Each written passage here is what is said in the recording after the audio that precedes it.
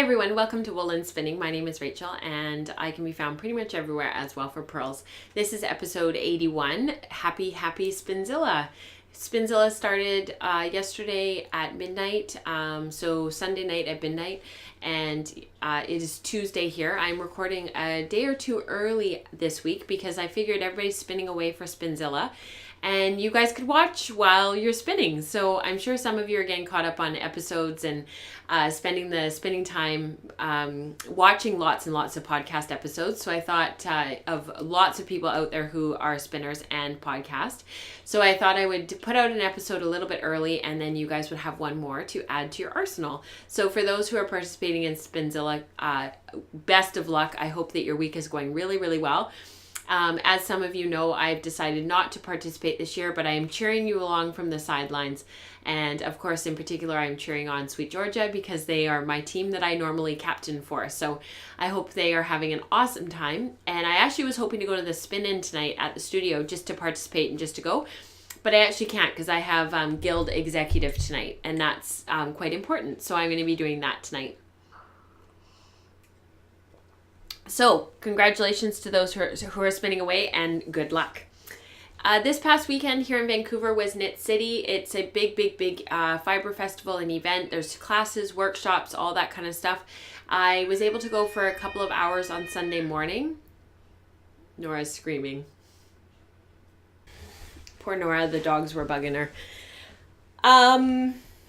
Knit City. So the Knit City was this past weekend. It's a huge fiber festival event, like I said. I was able to go for a few hours on Sunday morning. I wasn't able to go for as much time as I normally would because I was actually working as well. Normally I work at the festival. Last year I was spinning for Sweet Georgia and spinning in the booth and helping out Crafty Jacks, my friend Katrina, in her booth, which I did as well at Fibers West later in March. But this year I actually decided just to go as a patron and just go as a participant, and it was really nice. I got to visit with everybody. I got to see everybody. I got to chat with people that I normally would only be able to just say hello to, and that was really wonderful. And my friend Leah and I actually met up first thing in the morning and we toured around together, which was really nice because we have a very similar aesthetic, and so we were both looking at the same things were catching our eyes. So that was really fun.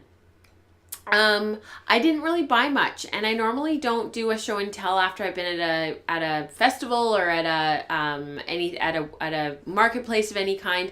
But this year I only bought 3 things, so I thought that I would show you because I'm actually quite excited about what I bought. The first thing that I bought was the colorway for Spinzilla from Sweet Georgia. So Felicia always does a special colorway for Spinzilla, and this year it's called Fire Starter. And I really liked this colorway. I thought it was really, I just really love the colors. And I bought some Superwash BFL because I'm going to spin it incredibly tightly, and I'll do some 3-ply socks, which I'm really excited about. I think they'll be really bright and fun, and the pop of that reddy orange corally color will really liven up a pair of socks. So I'm thinking a 3-ply fractal, or just a traditional 3-ply, and just blend up all the colors and spin it really crazy. The other thing that I got, and I'm not actually sure how I'm going to show this to you because it's getting kind of wrecked in here and I kind of need to take it out anyways. I bought a bat and it's about 2 pounds, and my friend Rebecca bought one too. And she's Ascending Rain on Instagram.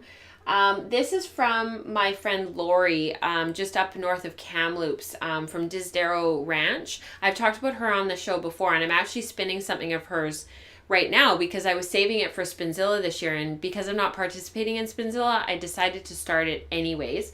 But this is a 100% Romney bat, and it's about 2 pounds. It feels heavier, but it's just absolutely beautifully prepped. And like I said, my friend Rebecca bought one too, and I'm excited to see what she does with it. I'm thinking about doing a 2-ply, but I might do a 3-ply. I have to sample. So I'm going to do some sampling and I'll figure out what I'm going to do. I also need to find a better bag for this. I tend to store my fiber and fleece in plastic bags, which I know isn't great. Pillowcases work better.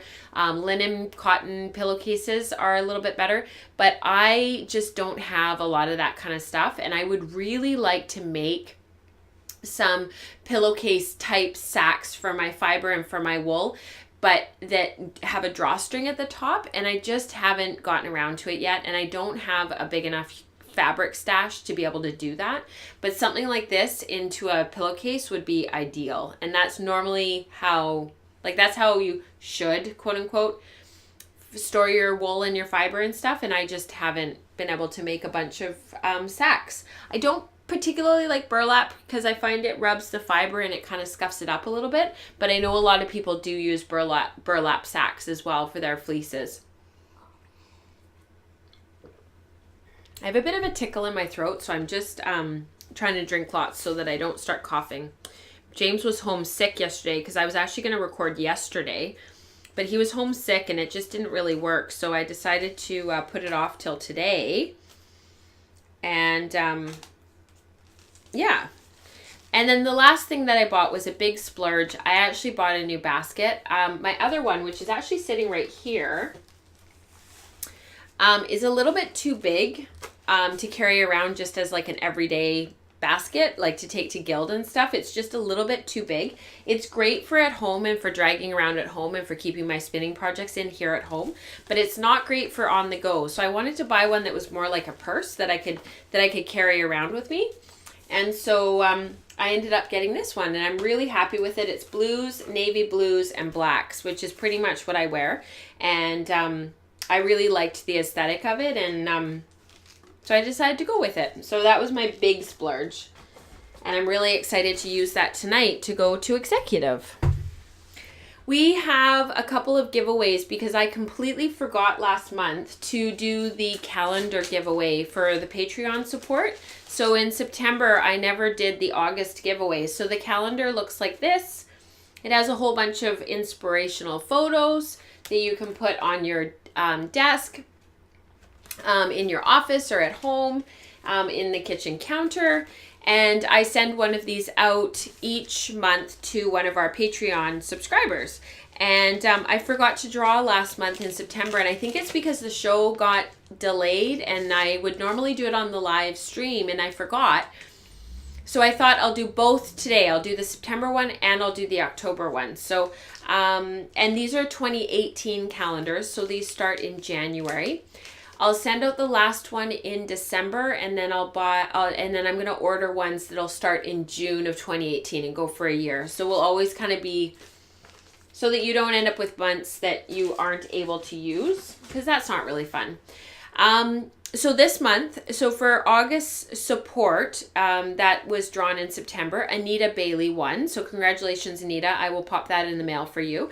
And for September support, which I draw in October right now, Patricia Van Curler, you won. So congratulations to both of you. Patricia, if you could send me your mailing address, that would be wonderful. You can message me on Ravelry as Well for Pearls, or you can email me, rachel@wellforpearls.com. That would be wonderful. Thanks, Patricia. And congratulations to you both. So I have a really quick question to answer from the Ask Anything thread. This was from Eve, who is also very active in the Slack channel.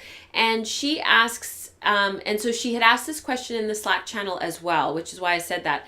And she got a copious number of answers from everyone, both in the Ravelry group, in the Ask Anything thread, and also on the Slack channel. But I'm going to still answer it here because I think it's a great question, and it's something that beginning spinners often need to hear, because they maybe don't realize when they're first learning, and then down the road they learn and they're like, oh, I wish I had known that. So I thought I would slot it in here. So her question was from post number 636, and her username on Ravelry is Ollie Cobb. And her question was, when I got my wheel in June, it only came with one ratio, 7:1. I've now got a lace and jumbo flyer for her, which means I now have a choice of ratios from 14:1 up to 40:1. How do I know which ratio to use? Are there any guidelines I should follow? So first off, there are no guidelines you should follow. Everything in spinning is open to interpretation. There are no rules. The spinning police are not going to come to your house and tell you that you're doing it wrong, unless they're really unpleasant people. And then you don't want to be hanging out with them anyways. So what works for you is the ratio that you should be using. I say that with a caveat because as you become more experienced, you'll kind of know what you like and what works for you. So for example, the BFL that I bought for the Spinzilla colorway that I'm going to spin a 2-ply sock out of, I'm going to probably spin this at about 14 to 1. I might even go up to 17 to 1 and spin it over a length of about 15 inches, treadling about 5 or 6 times as I draft back and then feed in. So it'll have about 8 revolutions of the drive wheel per 15 inches of drafting length. And so if I'm spinning it like 17 to 1, that's quite a bit of twist in there. If I was going to leave that as a 2-ply and I wanted to knit a toque for one of the kids and I wanted it in like a sport weight, or maybe I wanted it in a DK weight, I don't tend to spin heavier than about DK if I'm doing a 2-ply. I would spin it probably down more at like 6 to 1 or 8 to 1 for the singles, and then I would ply it tighter. So the way that I figure all that out is, what is the yarn going to be used for at the end? Do I want a lot of twist? And if I want a lot of twist, do I want to work really hard to put that much twist in? The lower ratio you're on and the higher twist yarn you're trying to make, the harder you have to work. And the same is also true. The higher ratio you're on and the lower twist yarn you want to make, the less you have to work. However, now you've got unruly twist, and so you're working to constantly catch up. So you're going to want to bring your ratio down for a lower twist yarn and up for a higher twist yarn. If you want a medium yarn that's balanced in the single, it's balanced in the ply, and you're maybe working from a fleece, or you're working from something that's not overly processed like Comb Top is. So you're working with something that's maybe straight from a mill locally, that hasn't come through China and hasn't been really overly processed. You're going to want to think about what the underlying characteristics of the fiber is. So you might want to be looking at, like, let's say you have a Cheviot fleece and you've sent it out to be made into roving, and now you've got it back from the mill. You had that as a fleece, and now it's been processed into a roving, but it hasn't been overly processed because it didn't go through China, it didn't get cut, it didn't get treated, it probably wasn't overly heated. They would have washed it in the milling process, but they wouldn't have heated it to the temperatures that Comb Top gets heated to in the mills and in the factories overseas. So knowing that, and knowing that Cheviot has about 5 crimps per inch in the original fiber, I personally would start on a ratio of between 4 and 6. Merino, maybe you've got this really crimpy, really fine merino fleece and it's super, super soft, and you're flick carding it, and you know from looking at the lock structure that your crimps are, let's say you counted a couple of different locks and you came up with the average of 11 crimps per inch. I would start spinning somewhere around 11 or 12 to 1. So you can match your ratio to the crimps per inch for a medium weight yarn, medium single, medium ply for a balanced yarn. And then based on what you like about that aesthetic of that yarn, you can make changes from there. Oh, this merino, I actually want to use it for a toque. It's not going to have any hard wear. It's going to be on my head. I'm going to make sure it doesn't get abraded in my purse when I throw it into my purse. So I'm actually going to spin it at 8 to 1 for really light, lofty singles. And then I'll maybe ply it at 10 to 1 for a nice firm ply. But because of the light, lofty singles, I'm going to get a little bit of pilling if it abrades against anything. So I'm going to, make up for that a little bit by plying it a bit tighter. Do you see how that kind of works? Same for BFL, spin it super tight ply for socks. I've spun enough BFL to kind of know what gives me a medium weight yarn in BFL. If I want a medium single, medium ply with BFL, I spin it at about 8 to 1. That works for me. And I know that works for others, and it gives a really beautiful medium weight yarn. And by medium weight, I'm talking about like sport, heavy fingering sport, light DK. Medium ply, medium single, it's just nicely twisted, not too tight, not too loose, a typical medium yarn. So that's what you can start thinking about with ratios. And if you have any more questions about ratios, please pop into the Ravelry group and ask, because ratios is one of those things that everybody always has tons of questions about. And I love to talk about it and to answer those questions, because the more we can take some of the mystery out of it, the better off we'll be. All right, so we're going to get into the show. I have some project planning to talk about. I have a little tiny health update for my exercise and fitness that I've been working on. And I also have some projects that I'm working on that I thought I would share with you. So let's get right into the show.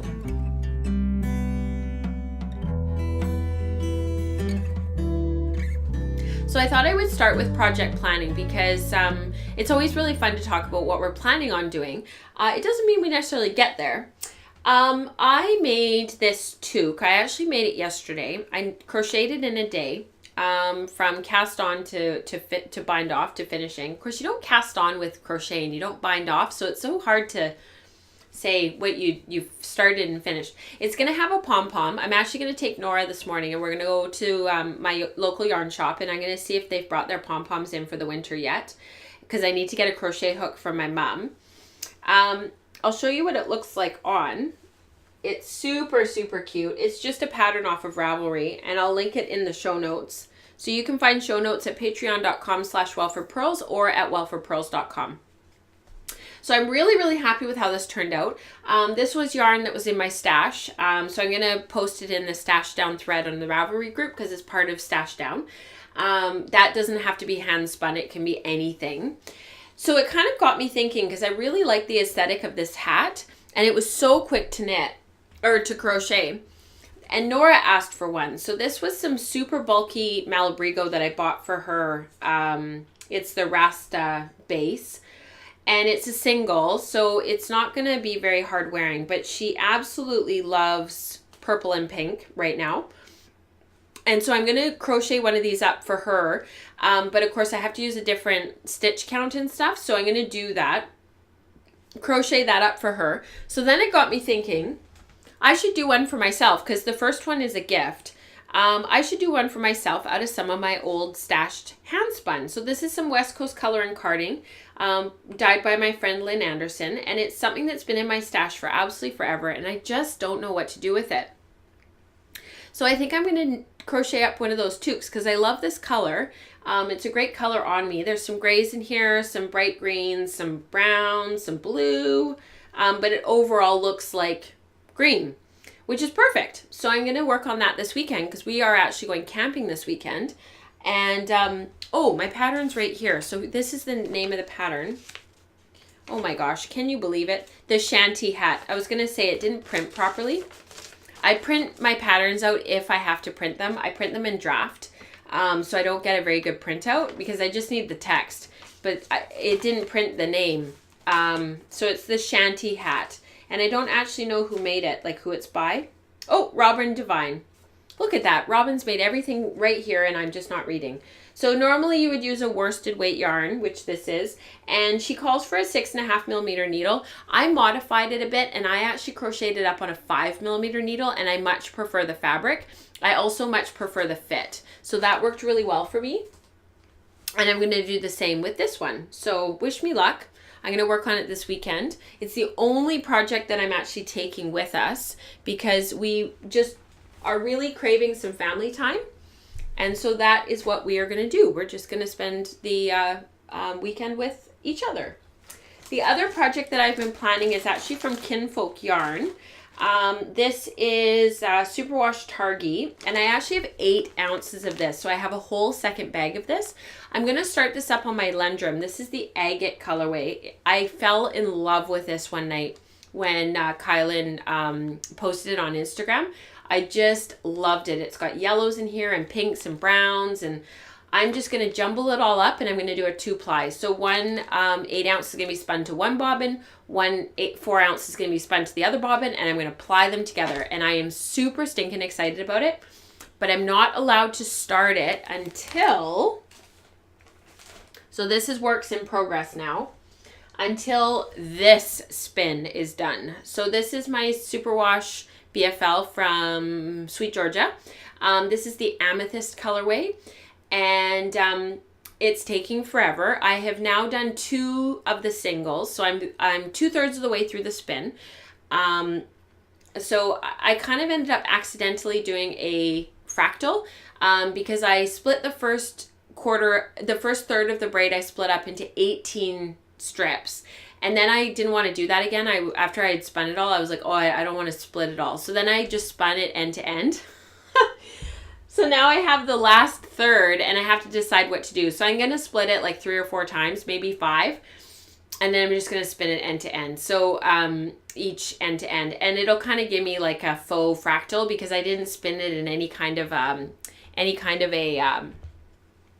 pattern. Like I didn't make sure I was starting at the same end or anything. And unfortunately when I split these, they're not the same, but it's a semi-solid and it's so, I got this off the seconds wall actually at Sweet Georgia. So there's some bits that were kind of beaten up in the dyeing process, but it's been really nice to spin and I've really enjoyed it, but I'm kind of done with it. And I think it's because it's a semi-solid and it's pink and purple and I love purple, don't get me wrong. But they're not really my favorite colors at this stage of my life. And Nora's really liking it. She keeps asking for something out of this. My original plan was to make socks because I felted my purple Cheviot socks and they were my favorite socks ever.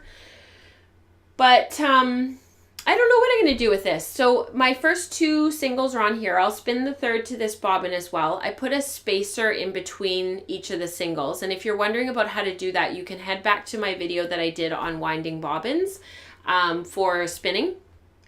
I will link that in the show notes.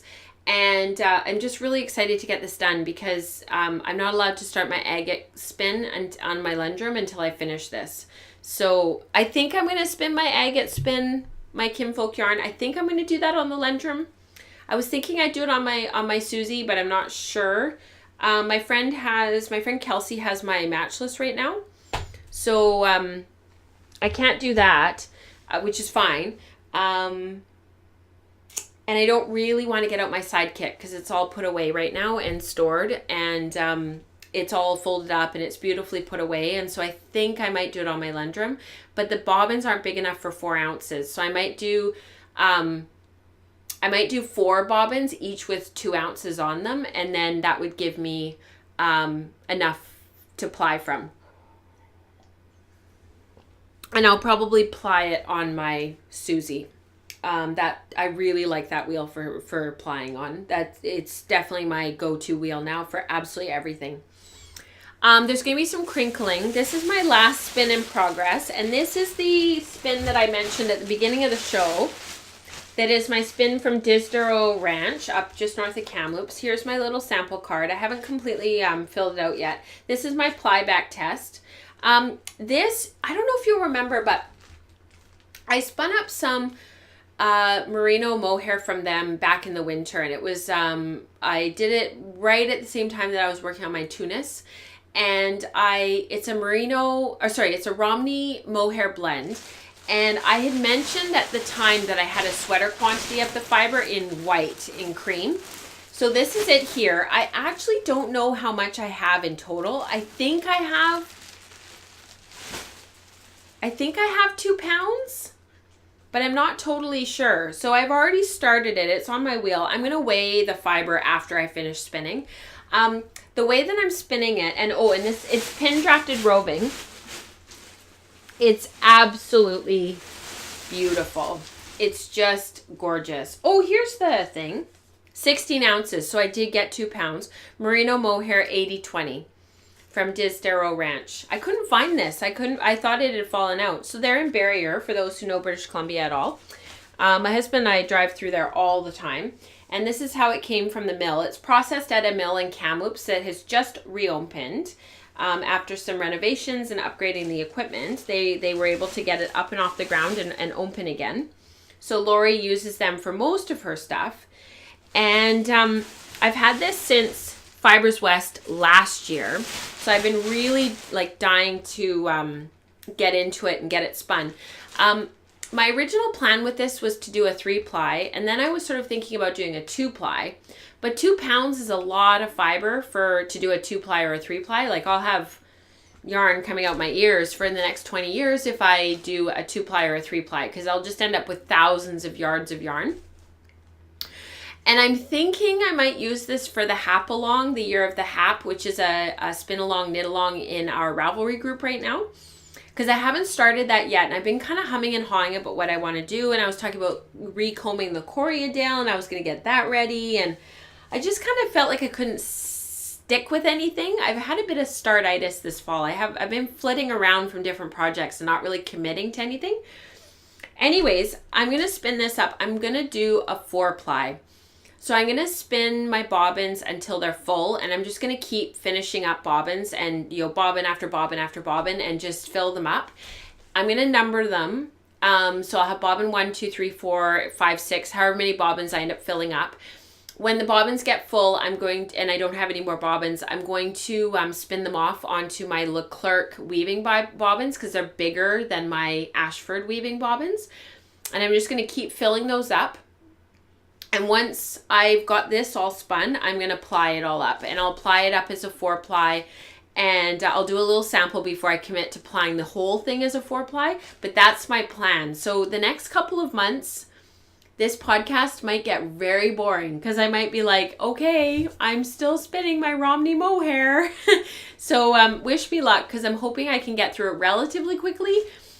But I started spinning yesterday morning and I'm still spinning now, and I'm only a third of the way through my first bobbin. I feel like I'm spinning really fast and my bobbins are not getting fuller. So it's taking a long time. I'm also spinning lace weight. So there is that, and it's just going to take a long time. So that's my big project that I'm working on, and I hope that with your encouragement and the hap along in the group and the stash down, that I can start getting through some of these projects. So wish me luck. Here this weekend coming up is Thanksgiving here in Canada. So happy Thanksgiving to all my Canadian friends. I hope that you have a wonderful rest and a wonderful break, and happy Spinzilla. Have a wonderful Spinzilla. I hope you spin miles and miles and miles and miles of yarn, and then you'll have lots and lots to knit with through the winter. Until next time, happy spinning. Bye everyone.